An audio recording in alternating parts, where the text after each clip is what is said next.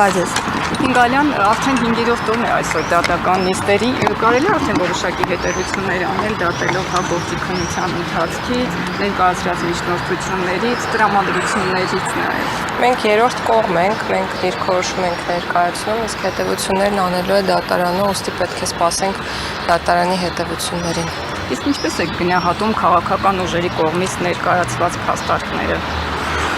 Դրանց անդրադարձել ենք մեր դիրքորոշումներում եւ մեր կողմից բարձրացված հարցերում, իրականում տարբեր են քաղաքական ուժերի կողմից ներկայացված փաստարկները, Ուժեղ Հայաստան, Հայաստան Դաշինք, Բարգավաճ Հայաստան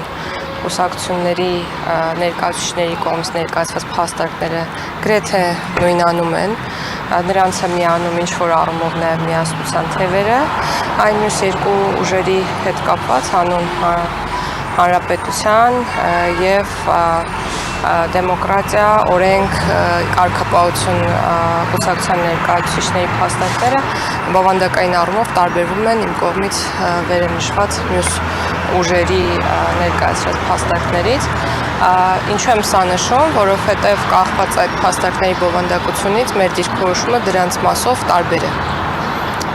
Օրինակ հանրապետության եւ դեմոկրատիա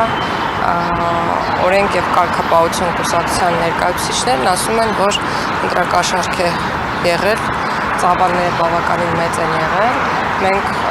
միանշանակ այս փաստարկների հետ համաձայն ենք եւ միայն մի կետում իրենց հետ կարելի ասել համաձայն չենք, որ դրանք հանգեցրել են ընտրության արդյունքների անվավերության, այսինքն կարող էին հանգեցնել ընտրության արդյունքների անվավերության, մենք ասում ենք, որ անվավերության հանգեցնող հիմքեր առհասարակ որևէ մեկի կողմից ներկայացված փաստարկներում առկա չեն։ Այսքան կներեք, մի այսպիսի հարց տամ։ Ընդունում եք, եթե հայտարարվում է, որ կաշառքով են ընտրության արդյունքները, հա, որը ինչ-որ չափով եղել, ընդունում եք այդպիսի ընտրության արդյունքները։ Նախ ինչպիսի չափի մասին է խոսքը, դա շատ մեծ նշանակություն ունի։ Երկրորդ, մեր կարծիքն այն է, որ ընտրակաշառքի դեպքերը պետք է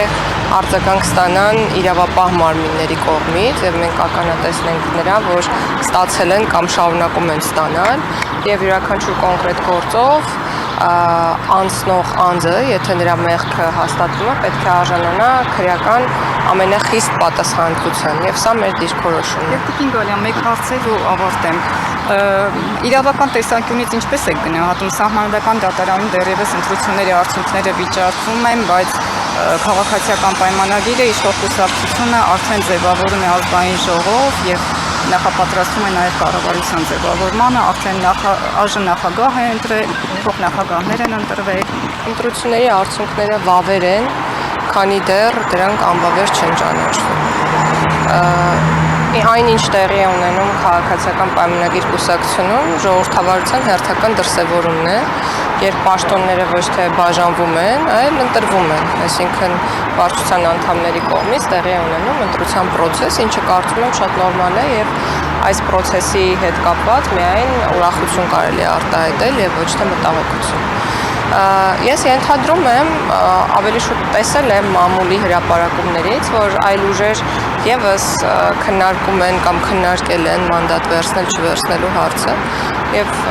ձեր հարցին կարող եք նաեւ նայել այդ լույսի ներքո, բայց ես նորմալ եմ համարում այդ գործընթացը, քաղաքական ուժերի կողմից նորմալ գործընթաց է, որը նորմալ է, որ տեղի է ունենում հերթական ընտրություններից հետո։ Տիկին Գալյան, կներեք, էլի մի հարց էլ, բայց դատարանից դուրս հեռախոսների պարտադիր կոդերի հետ գրացման, արդյոք սա ապօրինի ներմուծումը կանխելուց բացի ենթադրենք փորձ չէ լրագրողներին, հասարակության մյուս անդամներին վերահսկողության տակ վերցնելու համար անձնական տվյալները, հատկապես որ մասնագետների կողմից այսպիսի կարծիքներ հնչեցին։ Անձնական տվյալների պաշտպանության բարձր շեմ պետք է նախատեսվի բոլոր նման տիպ դեպքերի համար եւ մենք հիմա աշխատում ենք անձնական տվյալների պաշտպանության նոր օրենսդրության մշակման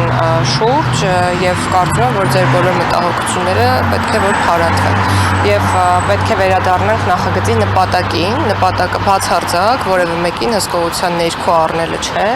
այլ ուղղակի ապօրինի կամ ակցանենք ճանապարհով կամ ապօրին ճանապարհով հեռախոսների մուտքը դեպի Հայաստանի Հանրապետություն արգելելն է։ Եկեք չշեղվենք այն նախաձեռնության նպատակից, որը որ եղել է։ եւ երեք Տիկին Ջոհատյանը հայտարարեց, որ ընդդիմադիրների հայցերը ՍԴ որևէ հեռանկար չունեն, դուք եւս կիսում եք այդ կարծիքը։ Միանշանակ է մեզ համար որ չունեն, բայց կրկնում եմ, դատարանը կորոշի։